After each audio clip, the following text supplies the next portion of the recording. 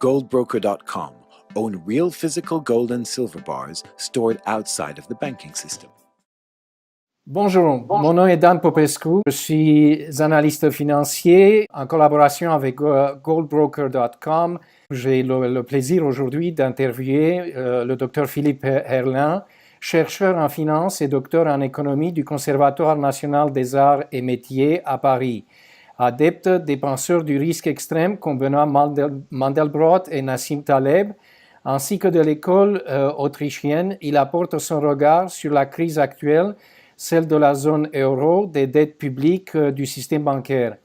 Il est auteur de plusieurs livres et d'un livre référent sur l'or. L'or, un placement d'avenir, dont il souhaite lui voir jouer un rôle croissant dans nos économies jusqu'à la remonétisation pleine et entière de l'or. Il est aussi collaborateur chez goldbroker.com. Bonjour Philippe. Bonjour Dan. On commence une semaine assez mouvementée. On a vu aujourd'hui, après les événements en Chine, la baisse depuis 2 ou 3 mois d'à peu près 40% des marchés financiers chinois. Aujourd'hui, vendredi et aujourd'hui, il y a une baisse de 1000 points sur le Dow Jones, sur les marchés européens, mais aussi américains.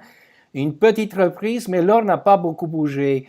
Est-ce que je peux avoir votre point de vue sur ce qui se passe en ce moment sur les marchés financiers? Oui, ce qu'on peut dire par rapport à la crise chinoise qui se répercute en Europe, aux États-Unis, c'est qu'en fait, ça nous dit que nous ne sommes toujours pas sortis de la crise de 2008. Il faut comprendre que depuis la crise des subprimes, on a pu faire semblant de sortir de la crise et avoir un peu l'impression d'avoir un peu de croissance, uniquement parce que les banques centrales ont fait de la planche à billets, ont mis les taux à zéro aux États-Unis et puis en Europe. En Chine, on a fait un peu différemment. On a surtout fait de la relance en construisant des infrastructures et d'immobilier via les banques régionales qui ont été poussées à faire beaucoup de crédits. Et puis, les autorités centrales chinoises se sont rendues compte qu'il y avait quand même énormément de crédits de pas très bonne qualité, donc elles ont mis le holà.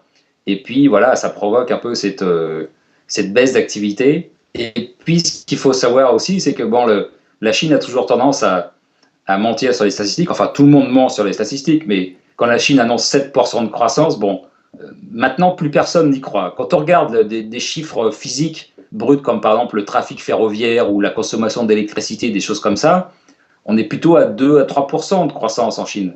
Et ça, les marchés commencent à se rendre compte. Le problème, c'est que le dernier espoir de croissance s'envole, la dernière locomotive s'arrête. Et là, tout d'un coup, on pourrait dire que le voile se déchire, que la reprise qu'on essaie de nous vendre depuis mars 2009 exactement, c'est-à-dire depuis que la Fed a commencé son premier plan de quantitative easing, cette reprise qu'on essaie de nous vendre, eh bien, tout le monde se rend compte que c'est du flan, Voilà. Aux États-Unis, la croissance, elle n'a jamais vraiment dépassé 2% en moyenne, ce qui est quand même pas terrible pour les États-Unis.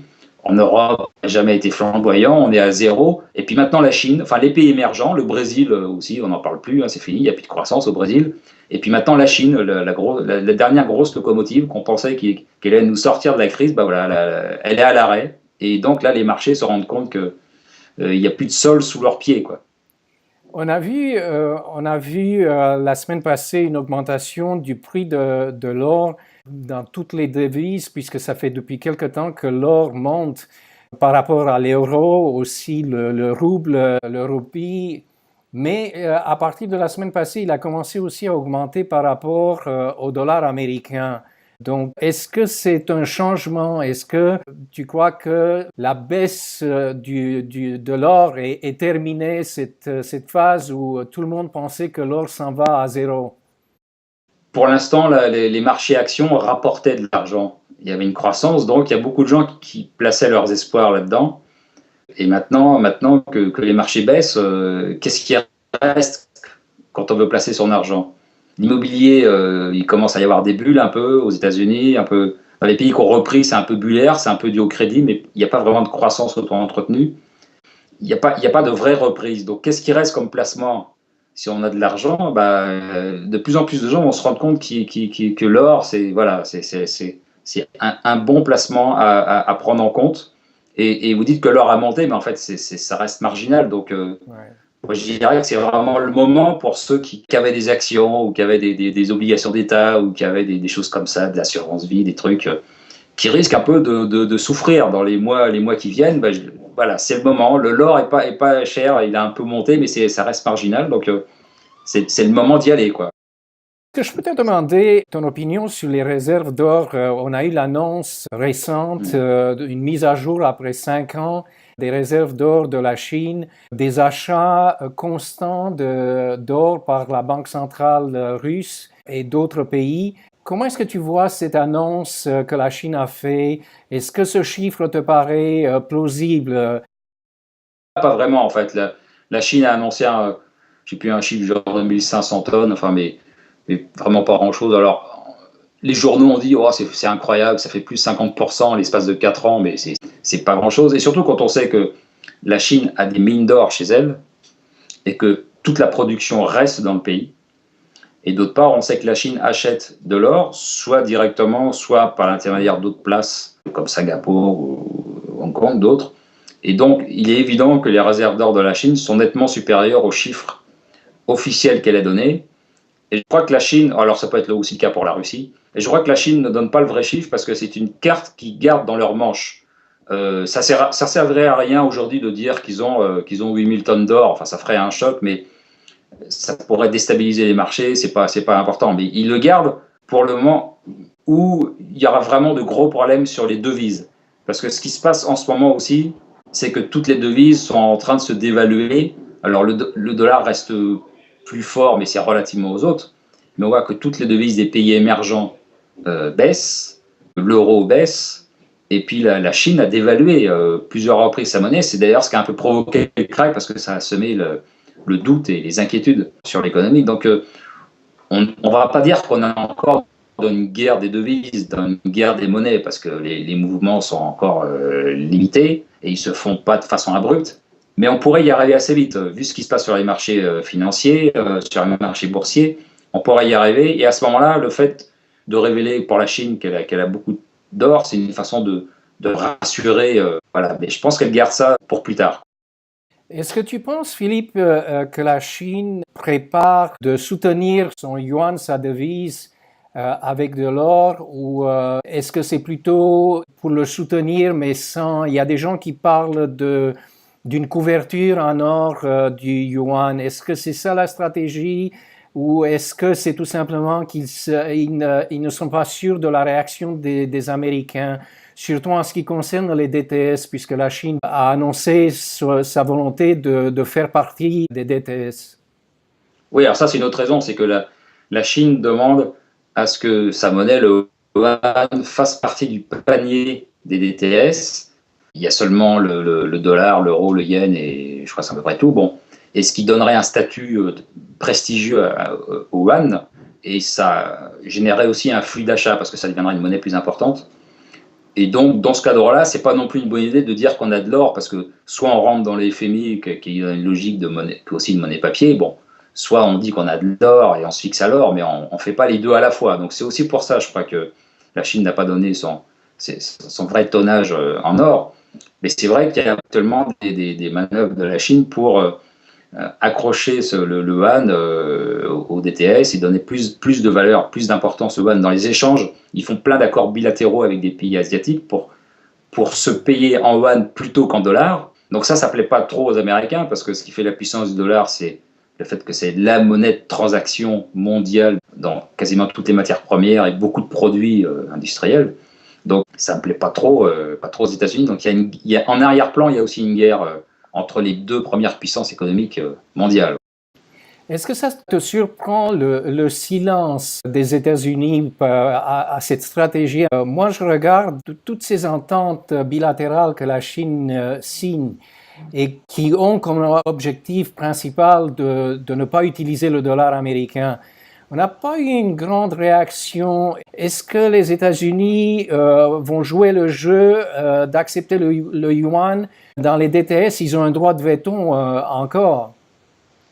C'est difficile, mais c'est pas quelque chose qui plaît aux Américains. Donc, ils peuvent utiliser leur droit de veto, mais ils peuvent aussi agir de façon détournée. Utiliser un droit de veto, c'est affronter directement son adversaire à visage découvert, donc c'est pas forcément une bonne option au niveau diplomatique. Il peut aussi agir par des pressions. Bon, voilà, quoi. Il y a un peu une guerre aussi sur les devises entre le dollar et le yuan.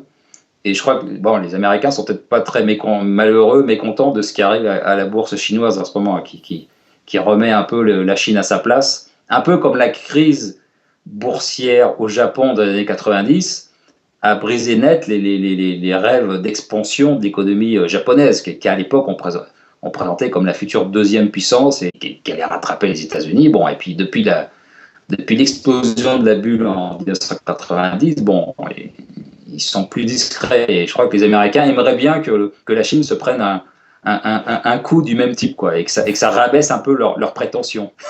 L'orgueil et l'élan qu'ils ont eu dernièrement. Est-ce que je pourrais te demander ce que tu en penses? On a vu durant ces 2-3 mois une baisse du prix de l'or, mais en même temps une grosse demande de pièces d'or, de lingots d'un gramme qui a un premium quand même assez grand. Le plus grand raffineur d'Australie a annoncé que s'il pouvait en produire plus, il en produirait.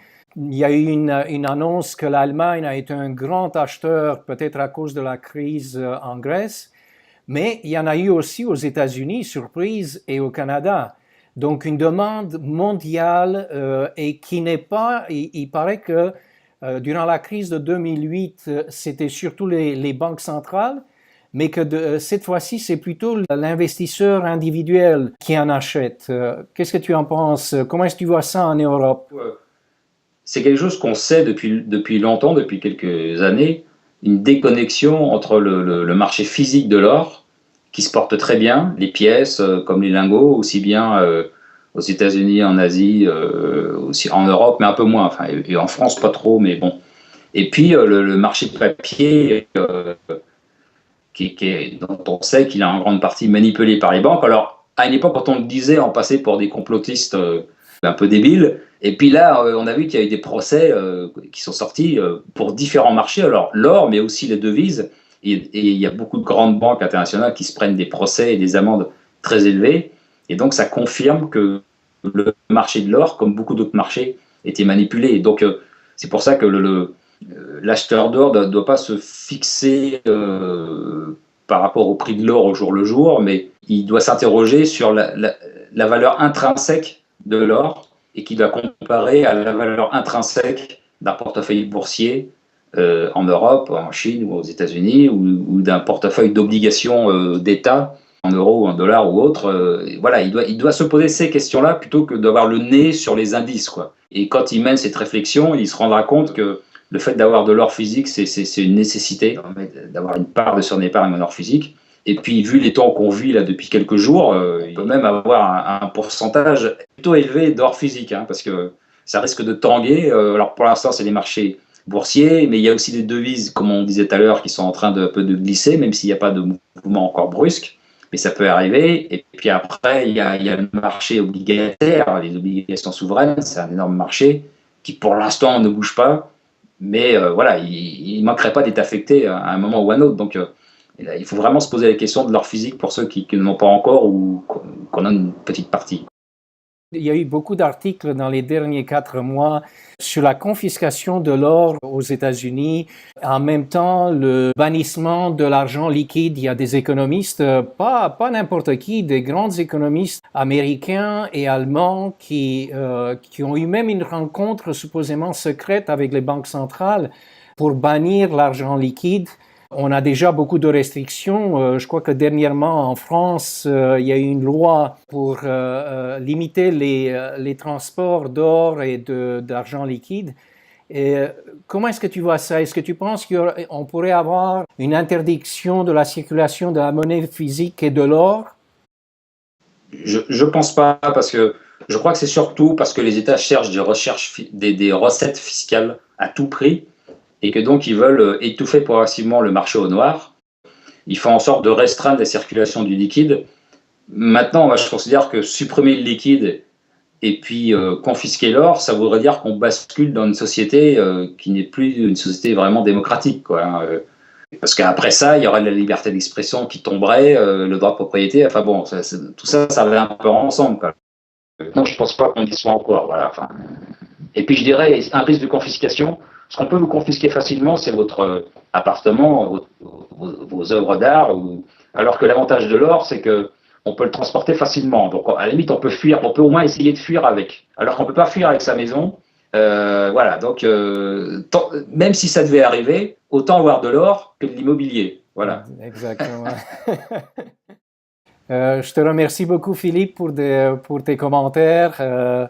Très intéressant, un point de vue européen. Les gens peuvent te suivre sur le site de Goldbroker parce que tu fais aussi des commentaires régulièrement sur le site. Merci beaucoup, Philippe.